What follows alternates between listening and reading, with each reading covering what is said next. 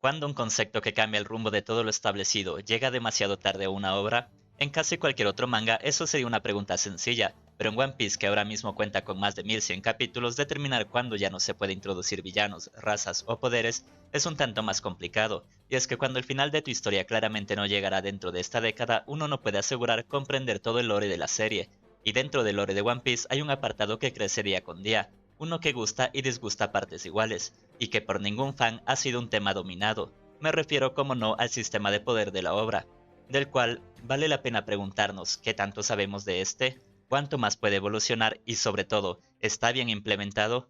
Bueno, permíteme hablarte del sistema de poder con las miles secciones.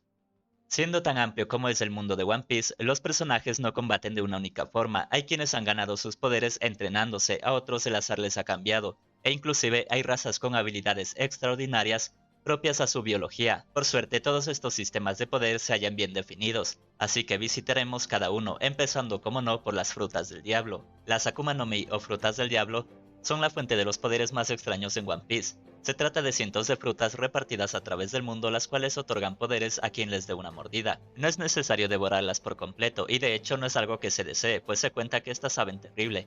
Quien muerde una de estas frutas será referido como usuario, y adquirirá habilidades casi únicas, casi porque como 8 producen fuego. Las frutas del diablo, cada una con un nombre propio, otorgan poderes diferentes entre sí, pero ciertamente las frutas más complejas tienen poderes más complejos. Sin embargo, todos comparten una serie de debilidades, siendo la principal el mar o cualquier fuente de agua que sobrepase el cuerpo del usuario, pues este se volverá pesado e incapaz de nadar, aunque eso sí, su poder en realidad no es neutralizado. Al día de hoy no se ha contado más que hipótesis sobre el origen de estas frutas. La mente más brillante del mundo ha considerado que estas simplemente nacen del deseo consciente de la gente, los sueños, y por tanto el usuario existe como algo imaginario en un mundo físico. Alguien soñó con jabonar a mano a otras personas y nació la fruta burbuja. Muy recientemente la mitología de Elbaf ha dado pistas bastante críptidas sobre un origen a estas, donde al parecer uno de los 4 dioses a los que se reza en las Islas del Cielo, probablemente Nika, dios del sol, habría otorgado a la humanidad el poder de las frutas, solo para más tarde ser traicionado por estos usuarios.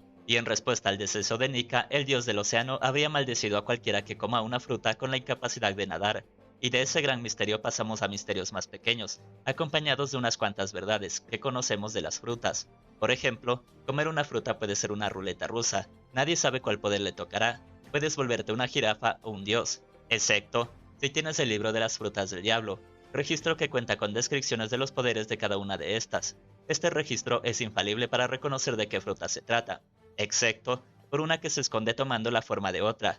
Nadie puede comer dos frutas, pues de hacerlo el usuario fallecería, supuestamente estallando, excepto por un pirata, quien puede comer dos de estas y puede que incluso más. Se sabe que cada fruta renace tras la muerte del usuario, excepto si muere en tu estómago. La fruta que renace se reencarna en una fruta normal, cercana. Cada fruta se halla en una de tres clasificaciones, Zoan, Logia y Paramecia, excepto la fruta Tamatama, que durante un tiempo se clasificó como un cuarto tipo, entre Logia y Zoan. Hay también ciertas frutas que cuentan con contrapartes superiores, por ejemplo, la fruta Kilo Kilo, que otorga un incremento de peso por kilos, es superada por la fruta Tontón, incrementa el peso por toneladas. Asimismo está la del fuego y la lava, la nieve y el hielo, etc. Y también estas frutas reaccionan a otras, unas se anulan y otras se complementan. Se dice que cada fruta tiene un diablo en su interior, tema nunca tratado en realidad, y por extraño que parezca, las frutas pueden ser replicadas o clonadas, mediante experimentación, excepto por las frutas Logia. Las frutas Zoan al parecer tienen voluntad. No se entiende cómo funciona tal voluntad, pero se explica que eligen a su usuario. ¿Cómo? Pues quién sabe. Y finalmente, cada fruta tiene un despertar, una evolución que lleva el poder del usuario a nuevos niveles. Cada despertar guarda características similares acorde a su tipo, excepto la Nika Nika, cuyo despertar guarda relación con dos tipos de despertares diferentes. Cada fruta del diablo pertenece a una de tres categorías, acorde a sus características. Estas son las siguientes. Las frutas Logia eran antiguamente consideradas las más extrañas y poderosas. Hoy eso es discutible, pero en su simpleza siguen siendo las favoritas de casi cualquiera. Una logia es la clasificación que se le da a frutas cuyo poder brinda al usuario la capacidad de transformar a voluntad el cuerpo entero, en uno u otro estado de la materia, reconstruirlo y darle en esencia cierto grado de intangibilidad. Esto es así ya que las logias usualmente obedecen a elementos de la naturaleza, líquidos y formas de energía, como lo son la electricidad, el fuego, la lava, el hielo, la arena, el gas y más. En ese sentido, cualquier consumidor de una logia se volverá en una forma de vida maleable e invulnerable a golpes físicos, excepto por el usuario de la Yami Yami no Mi, fruta de oscuridad que aun siendo logia no cuenta con estas propiedades, y de cualquier sustancia maleable habrá una logia, excepto el veneno, porque aun presente como un líquido y un gaseoso, esta fruta entra en las paramecias. Por el increíble desbalance que ofrece la defensa de una logia, existe un par de formas de contrarrestar dicha invulnerabilidad. Es muy probable que cada logia tenga su debilidad única, una sustancia que permite tocarla, como el agua que endurece la arena, o la goma que cada electricista usa para sujetar relámpagos. Las logias pueden sucumbir al mar, y además el kairoseki, un mineral que emite la energía del océano. Fuera de ello, nada más las dañará, excepto un poder específico que permitirá darle consistencia a los líquidos y energía. Como sea, puedes determinar cuánta fuerza tienen estas listando sus debilidades, pues si las cuentas es que no deben ser muchas. Pero, pese al ingenioso juego que era encontrar un elemento contrario a la logia o hallar un mineral escaso, en el 516 de One Piece se habla del efecto del haki sobre estas frutas, un tipo de energía espiritual contra el que las logias pierden su intangibilidad, por lo que las logias pierden lo que las hacía especiales. Respecto al despertar de estas, no se ha visto uno en concreto, se teoriza un par, pero hasta hoy es todo un misterio. Me gustan las logias, siguen una lógica simple con la que la fuerza puede escalar sin igual. El principio es sencillo, que en lugar de controlar un elemento, sustancia o energía, tú mismo fueras la personificación de esta, entonces podrías llevar este poder hasta el extremo. Una forma de vida que gana la fuerza de aquello en que se basa, hasta su máxima expresión. No hace falta desplegar ninguna habilidad para cuantificar cuán superior es el personaje, y tan bueno como es eso, le juega en contra, pues ninguna logia será representada como se debe y ningún personaje estará a la par de estas, sin ser en sí mismo una logia o tener el poder de alguna fruta loquísima.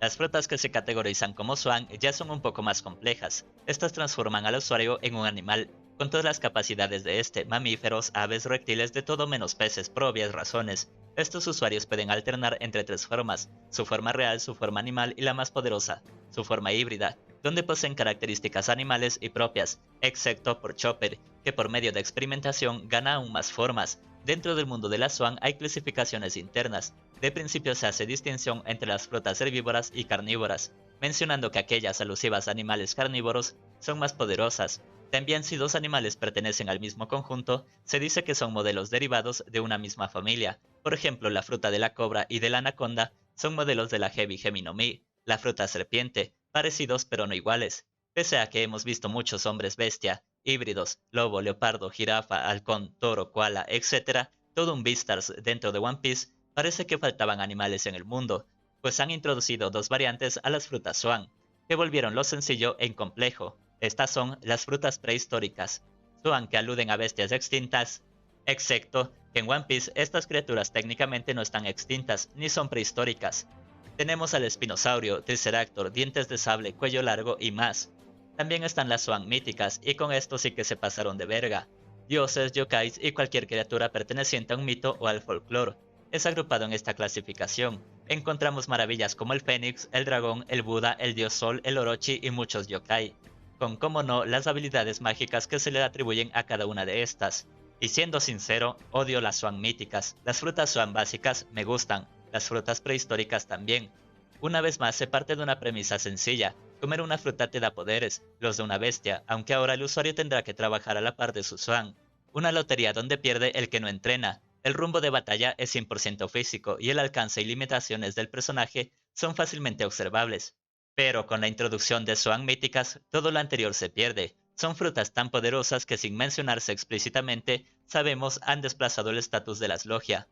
Complican a un nivel absurdo el poder del usuario, quien ya no solo cuenta con fortalezas físicas, sino también alusivas a mitos que rompen cualquier escala.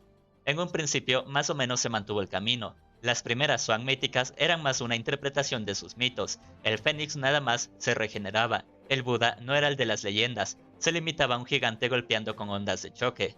Pero ahora mismo estas Swan tienen todo el surtido de poderes que acompañan su fantasía: control de elementos, teletransporte, ligera manipulación de la realidad. Una de estas Swan trae desde sueños objetos tangibles, un aumento en los niveles que además siento resta misticismo a una serie con mitos propios, que separaba a la Swan como esa fuerza bruta estandarizada como secuaces y ejércitos, que ganaban justamente cuando un usuario de estas se separaba a punta de esfuerzo del resto. El despertar de una Swan es casi un estado berserker, una ira tremenda que acompaña una fuerza sin igual, excepto por la Nika Nika no Mi, cuyo despertar ocurre en un estado contrario a la ira, la felicidad.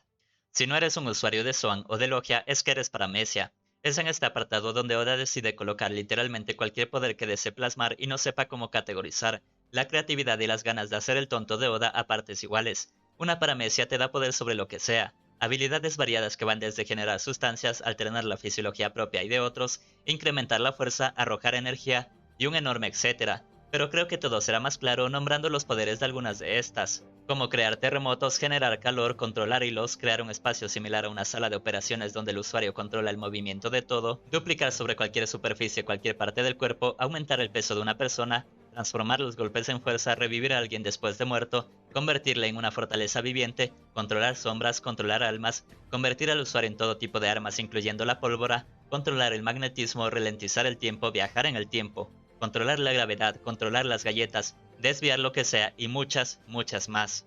Como verás, es tu elección si gustas de las frutas paramecia por la increíble creatividad tras estas, o si las consideras la mayor burrada de la serie, pues es claro que hay desbalance e incoherencias. Es el apartado del anime que te obliga a no prestar mucha atención, no darle sentido a lo que ves. Yo hallo consuelo en el mito tras las frutas del diablo. Un origen mágico ligado a la propia imaginación me permite aceptar la mayoría de rarezas tras estas. Aunque la idea de que un laboratorio pueda replicarlas ya no me cuela. Replicar un cuerpo de goma o el control sobre hierro es una cosa. No veo cómo se podría copiar el abrir puertas en el espacio o el controlar cualquier cosa mediante latigazos. Las paramecia pueden tener mil misterios o ninguno, pues aun si determinas un par de reglas para estas, otras las contradicen. Sabemos que no son logias, porque no ofrecen intangibilidad, excepto la Mochi Mochi no Mi, que aunque no es en automático puede hacerlo. Y no son Swan, porque no brindan características animales, excepto la Nikyu Nikyu no Mi, que da zarpas como de oso. El despertar de las paramecias es bastante especial. El usuario transforma el ambiente en su propia fruta, hacer de paredes y suelo, hilos, goma, mochi, etc. Otra rareza que suma preguntas.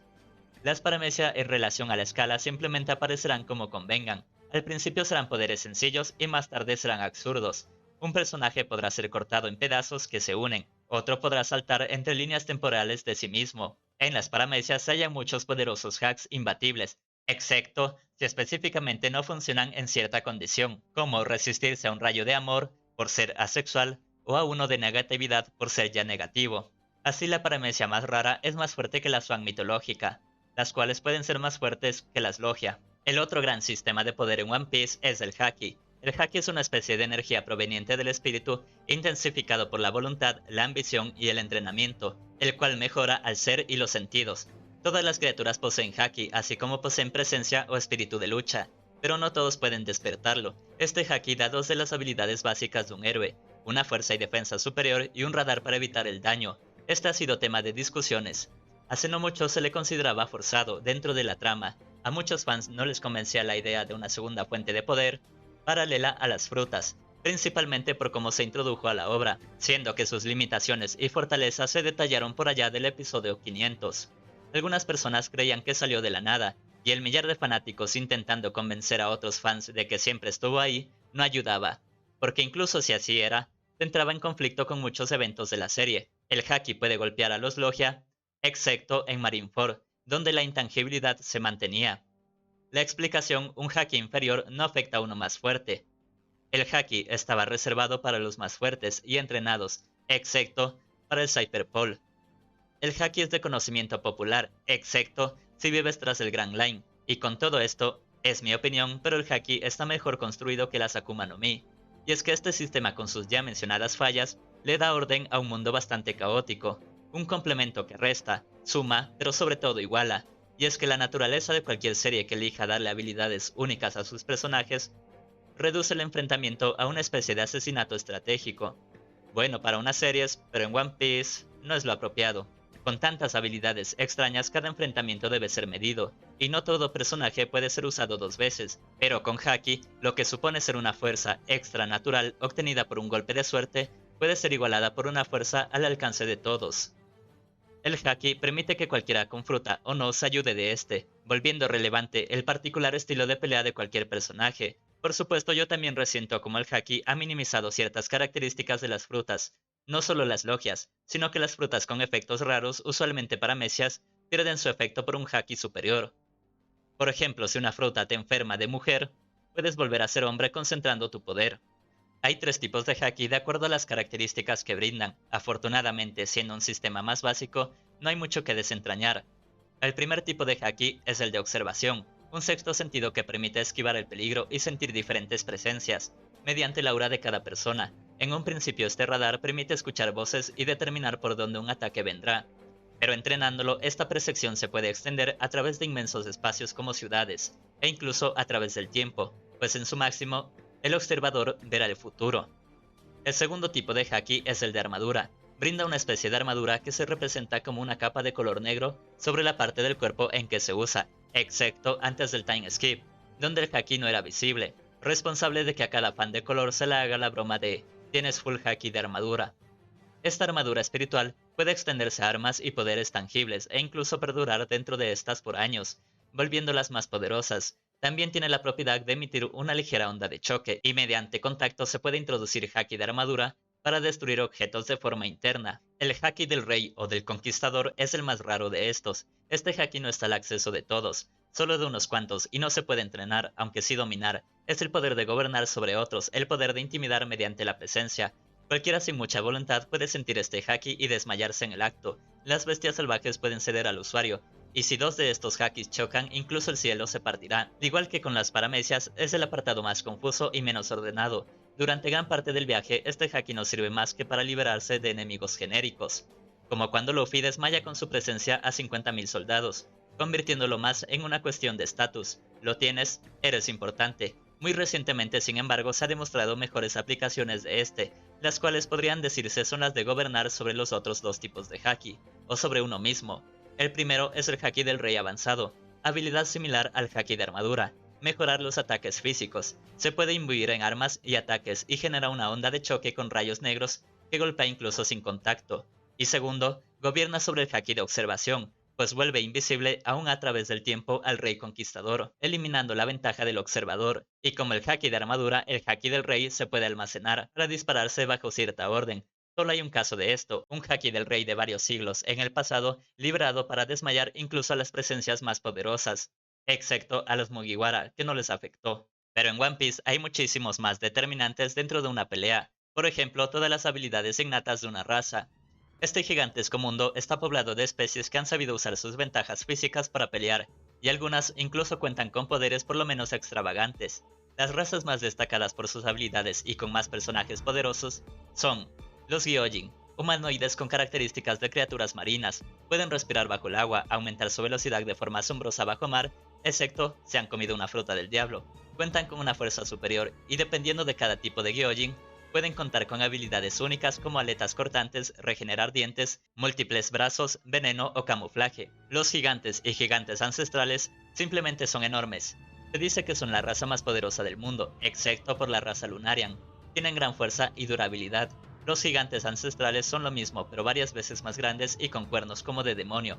Los Ming son una raza de humanoides con características de mamíferos, se parecen bastante a los usuarios de Swan, y además de reflejos animales y gran fuerza, estos furros crean electricidad estática con su pelaje. Al mirar la luna pueden entrar en su forma Sulong, un aumento de todas sus estadísticas. Los Oni tienen demasiada fuerza, no hay información detallada de estos y no se puede asegurar que su raza sea un determinante, pero dos de los personajes más poderosos de la serie son Onis, así que yo los cuento. Y finalmente, los Lunarian. Sin duda, la raza más poderosa. La sangre de estos sí que es un determinante en batalla, pues estos seres alados de piel oscura poseen la capacidad de controlar el fuego, y pueden alternar entre una defensa superior a casi cualquier haki y una velocidad sin igual. Todas estas razas mencionadas pueden reproducirse con otras y de este mestizaje derivar en razas nuevas, o al menos eso se cree. También están las artes marciales propias de razas y facciones, como por ejemplo Rokushiki, arte de 6 estilos, excepto para artistas marciales superiores que cuentan con uno más, el cual es usado por grupos físicos y de sigilo, como el Cyberpol. Estos 6 estilos son Geppo, arte para moverse en el aire pateándolo, Tekai, defensa que endurece el cuerpo al nivel del acero, Shigan, donde un movimiento veloz se asemeja al de una bala, Rankyaku, un corte de viento extendido desde una patada. Zoru, un desplazamiento rápido. Kamie, un esquive donde el cuerpo es más ligero. Y Rokugan, una onda de choque que atraviesa el objeto dañándolo internamente. El karate gyojin es el arte marcial propia de los gyojin. Les permite no solo golpear con fuerza, sino aún más controlar el agua, disparar a grandes velocidades, etc. El Okama Kenpo y Newkama Kenpo son técnicas de pelea que aprovechan las piernas, la elasticidad del cuerpo y otras partes. Los proyectos científicos y la experimentación también ganan batallas. En One Piece hay mentes brillantes que se encargan de inclinar la balanza a diferentes bandos. Estas mentes crean todo tipo de artefacto, arma e incluso criatura biológica, aprovechando las maravillas de este mundo, sus razas, las frutas, el haki y el factor linaje, la genética única de cada individuo, y estos son algunos de los experimentos de combate. Pacifistas, cyborgs creados con metales más poderosos que el acero. Estos son réplicas del cuerpo del Shichibukai Kuma, por tanto réplicas del cuerpo de la raza Bucaner. Poseen escáneres para apuntar con precisión y láseres que imitan el láser de la Logia de Luz. Seraphins, una tercera variedad de pacifistas que nacen imitando antiguos guerreros del mar. Sin embargo, estos son más complejos al no ser solo cyborgs, sino aún más clones. Unos poseen las Akuma no Mi replicadas de los clonados, otros réplicas de frutas adecuadas a su estilo de combate. Estos clones parecen guardar memorias y fortalezas de sus pares reales, y para colmo, poseen sangre Lunarian, con todas las ventajas que esto implica. Y son gigantes porque de una vez, todo a la olla. Las frutas de Smile son una serie de Akuma no Mi de laboratorio, que imitan a la Zoan. Son un experimento desastroso que solo puedo pensar aluden a la mutación por radiación o toxicidad, porque los Gifter, los usuarios que las comieron, no se desarrollaron en armonía como los tipos Zoan. Estos cuentan con partes animales, en ocasiones incluso vivas, en diferentes zonas de su cuerpo. Son horribles, poseen ciertas ventajas físicas pero claramente no llevan una vida placentera. Las armas Zoan son uno de los primeros ejemplos de experimentos en One Piece. De alguna forma, armas comunes como espadas han logrado devorar frutas Zoan, lo que en esencia les da vida. También hay humanos modificados, seres que antes de su nacimiento son sujetos a experimentación, perdiendo emociones y ganando una increíble defensa y capacidad regenerativa. Hay otros cyborgs y humanos con aumentos cibernéticos, los cuales al no pertenecer al gobierno mantienen su conciencia. Hay armas de destrucción masiva, pero no influyen tanto en el uno contra uno. Otras armas ya son más comunes, como algunas hechas con Kairoseki, u otras creadas a partir de elementos de la naturaleza para ganar propiedades como expulsar fuego, electricidad, humedad, calor o inclusive estirarse. Y finalmente, en One Piece hay maldiciones, fenómenos literalmente inexplicables. No son tan comunes pero suceden, y en ocasiones la víctima de estos, por darle un nombre, puede usarlos en combate, como Hakuba, un ente que vive en el pirata Cavendish y le da super velocidad, o el Toad musical, un demonio de la película Film Red, que responde a una tonada musical y provoca gran desastre. No sé qué tipo de desastre porque la película tiene acción tan incomprensible que si no fuera por Uta Ado, que carrea con su música, sería la peor película de la serie. Eso es más o menos todo en relación al combate y el sistema de poder manejado dentro del inmenso mundo de la serie, y tengo un par de opiniones sobre este. En lo positivo, creo que este es un sistema de poder bastante dinámico. Se utiliza tanto habilidades únicas no cuantificables o hacks, así como ataques más genéricos y equilibrados. Las frutas del diablo juegan un rol más que interesante dentro de la historia. Parten de la idea de una especie de lotería que obliga a cualquiera que las consume a adaptarse a estas, operar en base a sus nuevas fortalezas pero también sus nuevas debilidades. Y es en esta operación donde también se definirá alguna de las actitudes de los personajes. Los más confiados de su poder se mostrarán dependientes y poco creativos. Los menos confiados se obligarán a aprovecharlas al máximo. Pese a que se establece que hay frutas más fuertes que otras, la voluntad podrá cerrar la enorme brecha entre estas. Las frutas también servirán para marcar cierta jerarquía de poder. Los paramecias son los rechazados, que deberán demostrar su capacidad fortaleciéndose sin ninguna guía. Incluso la paramecia más poderosa del mundo, dicha por la serie, la del terremoto, se asocia al enorme esfuerzo físico del usuario, de ambos usuarios, y a esto se les señala como raros, ridículos o erráticos. Los usuarios de Swan son soldados rasos, un grupo cuyo aporte es la fuerza, razón por la que irán al frente de cada pelea. Se les asocia a bestias, no solo en el sentido de que se transformen en estas, sino que también se les pone como menos humanos, y las logia se alzan como fenómenos naturales a temer. Ningún hombre puede combatir la naturaleza y por ello creen ser la última arma, la definitiva, una visión tan lejos de lo humano que se sorprenden como nunca cuando se les toca. La mejor parte de las frutas es que tan simples pueden ser. Si tomamos la interpretación de que las frutas convierten a alguien en algo, al usuario en un hombre de inserte elemento animal o cosa, el potencial de evolución del personaje en cuestión pasa de simple a ilimitado. El haki es la parte que equilibra toda la batalla. Ya hablé bastante bien de este y no creo que haya mucho más que desentrañar. Es bueno porque permite separar a los usuarios de los no usuarios, y aún así reunirlos en un mismo uno contra uno. Permite que diferentes estilos de lucha puedan lucirse, y le da una oportunidad de crecimiento a personajes que no parecen tenerla, como a los Swan, que aparte de sus despertares no podrían brillar demasiado. Es cierto que se hace aumentándoles fuerza, defensa y velocidad, pero lo hace tan exageradamente que puedes creerte que tengan oportunidad contra logias o paramecias, y el haki es tan fácil de comprender que evoluciona en razón de las bases que coloca, sin que éstas sean limitantes. Puedes entender cómo el haki de armadura es más fuerte, o como uno de observación es superior. El tema de razas no tiene ningún problema, es apropiado para el tipo de fantasía que la serie presenta, y en realidad lo correcto sería presentar aún más razas, con aún mejores características. Ahora bien, pasando a lo malo, tengo varios reparos. Para empezar, me habrás notado decir en varias ocasiones la palabra execto, y es que en más de una ocasión existe un personaje o situación que rompe la regla, situaciones a las que se les coloca el título de misterio, porque la promesa de que se dará una explicación satisfactoria a estas permite creer que no son situaciones convenientes. No digo que estas sean malas, puedo disfrutarlas pensando en que son momentos fuera de sí, que sorprenden al mundo de One Piece como al nuestro por igual, pero la realidad es que son situaciones que salvan la trama. Si uno intentase aplicar cada regla dicha o supuesta, One Piece podría haber acabado hace mucho. Amo a Barba Negra, es fácilmente top 5 personajes favoritos, pero la anomalía de que su logia sea la única no intangible ocurre para no volverle tan fuerte, mientras que la anomalía de él comiendo dos frutas se da para no hacerle tan débil. Puedo aceptar que cada regla tenga su excepción, pero estas excepciones en el sistema de poder de la serie o bien se presentan en el momento preciso o bien han ocurrido antes de que nos demos cuenta, para más tarde ser ligeramente explicadas. Las frutas Paramecia son un desastre, un pretexto para desplegar toda una serie de habilidades absurdas. Hay un par que sí que cuelan bajo ciertas reglas, reglas autoimpuestas por el lector, como que alteren el cuerpo pero lo mantengan tangible, pero otras solo existen. Hay frutas que simplemente no puedo aceptar, como todas las que transforman al usuario en comida. Entiendo que todo se basa en la lógica de que responden a la imaginación, pero el que las Swan y las logias sí posean reglas claras hace que las Paramecia me sepan peor. Si toda su no lógica fuera parte de un extraño tercer sistema de poder, uno podría entender que son propias de una fantasía, aún más sobrenatural, pero ya que se clasifican como frutas, debo suponer que tienen tanto sentido como las otras, lo que por supuesto no es así. ¿Qué ocurre con la energía en la serie? No hay nada que nos permita saber qué determina cuánto puede un usuario usar una fruta u otra. A menudo ves personajes cansados por usar demasiado poder, pero no hay una idea clara de cuánto es demasiado de este.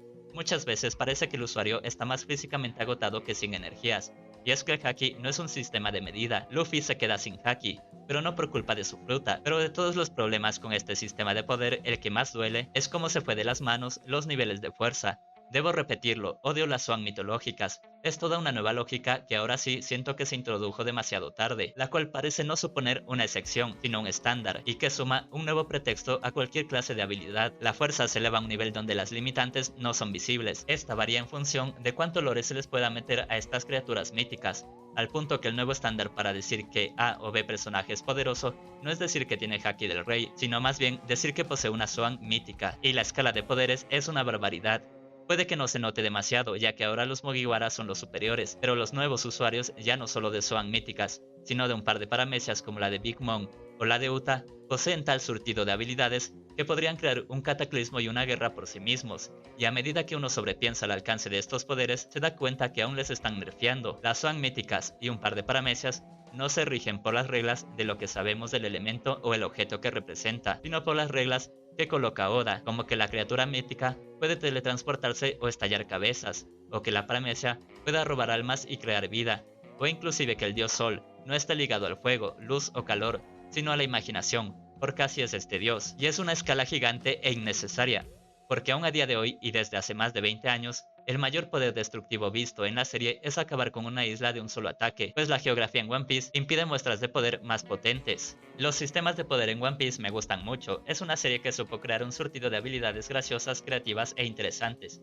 y cuando necesitó darle orden a todo esto en pro de mejorar la acción, se creó un segundo e interesante método de pelea, dejando ver que aunque este sea un mundo loco y extravagante, hay un orden que le da sentido a casi cualquier situación. Tiene muchos problemas que surgen desde cómo mover la trama, no paralizarla, y hay varios momentos inadecuados, tardíos o convenientes, pero como sea, es un sistema de poder que respeto bastante, pues esta lotería donde se gana y se pierde le ha dado todo un gran carisma a su serie. Cuéntame, ¿qué opinas de las frutas del diablo y del haki? ¿Cuál crees que es el mayor acierto de este sistema de poder? ¿Y qué es lo que te disgusta de este?